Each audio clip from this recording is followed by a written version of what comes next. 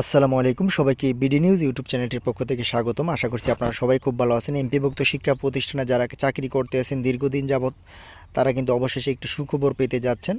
সেটা হচ্ছে সরকারি নিয়মে শতভাগ উৎসব ভাতা, সরকারি নিয়মে বাড়ি ভাড়া এবং সরকারি নিয়মে চিকিৎসা ভাতা এবং অচিরে কিন্তু শিক্ষা প্রতিষ্ঠান জাতীয়করণের ঘোষণা আসতে পারে।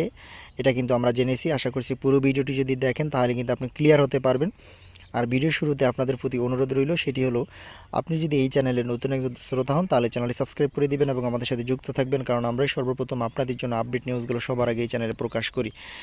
তো এইখানে যে খবরটি সেটা হচ্ছে ঈদের আগে এমপি শিক্ষকদের শতভাগ উৎসব ভাতা দেওয়া দাবি, সেটা হচ্ছে ঢাকা পোস্ট পত্রিকায় কিন্তু প্রকাশিত হয়ে গেছে। দেখেন কি লেখা আছে যে ঈদের আগে এমপি শিক্ষকদের শতভাগ উৎসব ভাতা, সরকারি নিয়মে বাড়ি ভাড়া ও চিকিৎসা ভাতা, বেসরকারি এমপিভুক্ত শিক্ষা প্রতিষ্ঠান জাতীয়করণ এবং শিক্ষা মন্ত্রণালয় ও শিক্ষা প্রশাসন বহাল তবিয়তে থাকা আওয়ামী দোসর কর্মকর্তাদের প্রত্যাহারের দাবিতে বিক্ষোভ সমাবেশ করেছে বিএনপির শিক্ষক সংগঠন বাংলাদেশ শিক্ষক কর্মচারী ঐক্যজোট। তারা বলেছে যে ঈদের আগে শিক্ষকদের শতভাগ উৎসব ভাতা দিতে হবে এবং সরকারি নিয়মে বাড়ি ভাড়া দিতে হবে এবং চিকিৎসা ভাতা সরকারি নিয়মে দিতে হবে এবং এমপিওভুক্ত যত শিক্ষা প্রতিষ্ঠান রয়েছে সারা বাংলাদেশ সকল শিক্ষা প্রতিষ্ঠান সরকারি করতে হবে। এটার সাথে তারা আরেকটা দাবি করেছে, সেটা হচ্ছে আওয়ামী লীগের যে সমস্ত লোক আছে বিভিন্ন সেক্টরে নিয়োজিত কর্মকর্তা কর্মচারী, সেই সমস্ত লোকদেরকে প্রত্যাহার করতে হবে।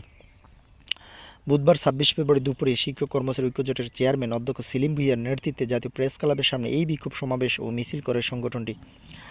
সমাবেশে অধ্যক্ষ সেলিম ভুঁইয়া বলেন, আওয়ামী লীগের ১৬ বছরে এমপিও শিক্ষকরা বঞ্চিত। আমরা ভেবেছিলাম এই সরকার এমপিভুক্ত শিক্ষকদের যৌক্তিক দাবির বিষয়গুলো ইতিবাচকভাবে দেখবেন, শিক্ষা সংস্কার কমিশন গঠন করবেন, কিন্তু তা না করে এই সরকারও শিক্ষকদের বঞ্চিত করে রেখেছেন। শিক্ষা প্রশাসনে গুরুত্বপূর্ণ পদগুলোতে এখনও আওয়ামী লীগের দোসরদের বসিয়ে রেখেছেন, যারা ঘুষ দুর্নীতির মাধ্যমে বদলি পদায়ন বাণিজ্য করে কোটি কোটি টাকা লুটপাট করেছেন। তারা বলেছে যে ওই দাবি দাওয়াগুলো ছাড়াও কিন্তু আরও যে সমস্ত ইতিবাচক দাবি দাওয়াগুলো তারা সরকারকে বলেছে, সেই দাবি দাওয়াগুলো যেহেতু তারা ইতিবাচকভাবে দেখে সরকারি পক্ষ থেকে, এটা কিন্তু তারা জানিয়েছে এবং আওয়ামী লীগের বিভিন্ন সেক্টরে কর্মকর্তা কর্মচারীদের প্রত্যাহার করার জন্য তারা কিন্তু বলেছে। তিনি বলেন, আমরা স্পষ্টভাবে বলতে চাই, আসন্ন ঈদের আগে এমপিও শিক্ষকদের শতভাগ উৎসব ভাতা দিতে হবে। মাসের ১ তারিখের মধ্যেই শিক্ষকদের বেতন ভাতা পরিশোধ করতে হবে। এমপি শিক্ষক কর্মচারীদের সরকারি চাকরিজীবীদের মতো একই হারে চিকিৎসা ভাতা বাড়ি ভাড়া দিতে হবে। একযোগে বেসরকারি এমপিভুক্ত শিক্ষা প্রতিষ্ঠানে কর্মরত শিক্ষক কর্মচারীদের চাকরি জাতীয়করণ করতে হবে। এরপরে কিন্তু বলেছে কি দেখেন, তিনি আরও বলেন, আমরা লক্ষ্য করেছি প্রায় ৯০,০০০ বেসরকারি শিক্ষক কর্মচারী অবসর ভাতা কল্যাণ ট্রাস্টের ফাইলে আটকে রয়েছে। এই সরকারের ৭ মাস পার হলেও এখনও অবসর বোর্ড ও কল্যাণ ট্রাস্টের কমিটি গঠন করা হয়নি। অবিলম্বে এই কমিটি গঠন করে অবসরপ্রাপ্ত শিক্ষকদের অবসর ও কল্যাণ ট্রাস্টের তাদের প্রাপ্য টাকা অবসরের দিনই তা পরিশোধ করতে হবে।